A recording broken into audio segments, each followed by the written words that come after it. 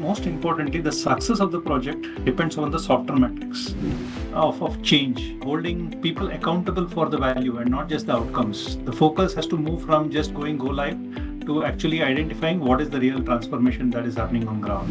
BPR-led projects, the focus shifts to defining the North Star for the organization and not just for the tech landscape.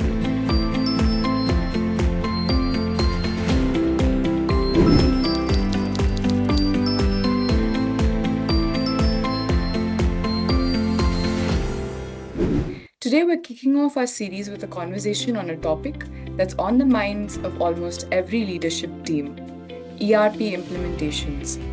Too often, these programs are seen as IT projects, but when done right, they can become true business transformation journeys. To explore this, I'm joined by Santosh Mallya, partner, and L R Krishnan, director, who have both led some of the most complex ERP transformation programs across industries. Welcome and thank you for being here. ERP projects these days get more importance as critical transformation projects. What do you think organizations should do right to unlock maximum value?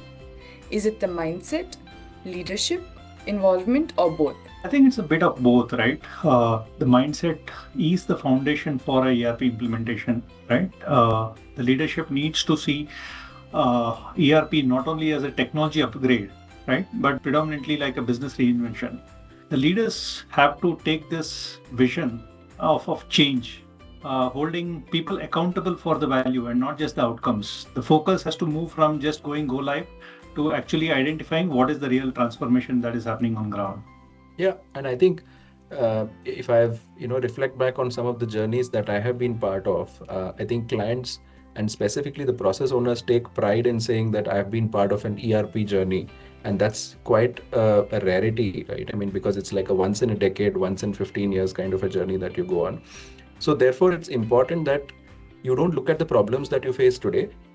It's more important that you foresee what you will kind of encounter in the future, let's say 5 to 10 years down the lane, and prepare in advance for it, right? So it's more of a mindset change from a process owner perspective, but from a leadership alignment, right? It's not about sponsorship anymore. It's more of ownership now, right? So it's the journey from being a leader who is really sponsoring an ERP program to actually owning the business outcomes that you're delivering out of it becomes key in this case. Right.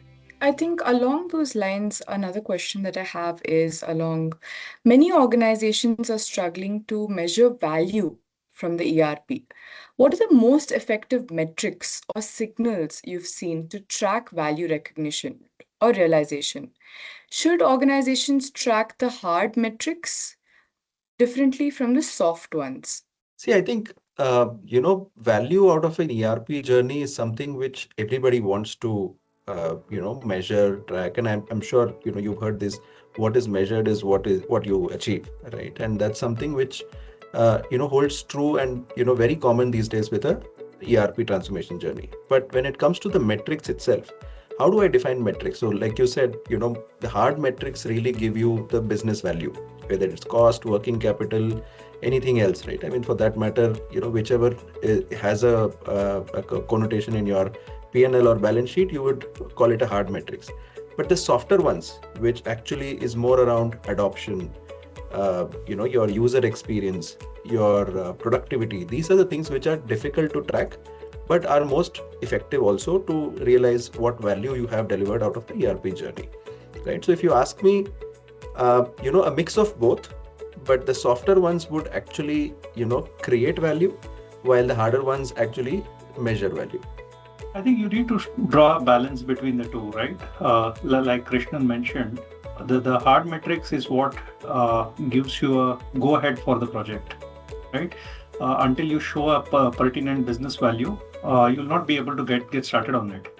But most importantly, the success of the project depends on the softer metrics, the ability to make those changes which business is ready to accept, and more importantly, to look at this as enhancement in the customer experience, right? The employees who are the stakeholders who are working on it, the employees who are working on it. This ensures that there's a better adoption and greater success of the project. Yeah, let me give you an example, right? I mean, look at a metric like decision latency, which means the time you take to publish reliable numbers so that the management can take a decision. Now, is that something which we track on a day-to-day basis today in terms of saying what time do I take to take a very common, very critical decision for that matter, right? So that becomes a KPI, a software metric in my view when it comes to an ERP journey. And more importantly, I think it's not about the point in time, because we fail to measure the outcomes on an ongoing basis, right? The success is measured at the time of go live to say that, okay, whether what I envisage is coming or not. But this is a continuous process. And while you fine tune your ERPs, I think you need to continuously measure whether it is actually delivering the intended outcomes. All right. So I have another question for you too. What role does business process reengineering play in shifting the focus from deployment to transformation? Can tech succeed without rethinking processes first? And how do you balance BPR ambition with the need for speed in ERP rollouts? I think a lot of transformation fails because these are treated as tech projects. When it comes to functional views, right, that is where the significant change happens. The business is evolving. The people who are running the business understand it better. They know how the process should work. Tech at the end of the day is an enabler. Right? And you need to look at it as an enabler. Despite the changes which are coming in the technology, and it is able to do a lot more things than it used to do in the past. But still, at the end of the day, it is still an enabler, right? So that is something which we need to appreciate and focus more on the functional side of things, understand what the business needs and how the technology can support the business requirements. Yeah, I think Santosh mentioned it right. So I think when you move from being a tech-led project to a BPR-led project, so the focus shifts to defining the North Star for the organization and not just for the tech landscape, right? So when you come to define the North Star of the function, or let's say whether it is the customer's function or whether it is the sales or the procurement or any other function for that matter, what you actually define is the business outcome which you want to deliver out of a certain project. Now, tech becomes an enabler, yes, but also it gives a purpose to the whole journey in that case, right? While we did talk about value creation and value realization some time back, the journey itself, takes you towards that North Star and towards that value in that case, right? But also, if you come to look at what happens if you just take it as a tech project, while your transactions definitely will become faster because of the system upgrade, etc., your problems also get amplified, right? So if you don't really address the problems of the day, and if you don't really address the inefficiencies, those get amplified in the newer system. So you don't want to get into a scenario where your problems are being amplified and showed in bigger light as we progress into a new system. So therefore, BPR led would be the right way to go ahead if you're looking at a transformation which is a long term. All right. That brings us to the last question of this podcast. If you had to give one mindset shift to any leader about ERP BPR, what would it be? The one thought that can completely change their approach. I think the focus should be on the outcomes rather than what is the output of the project, right?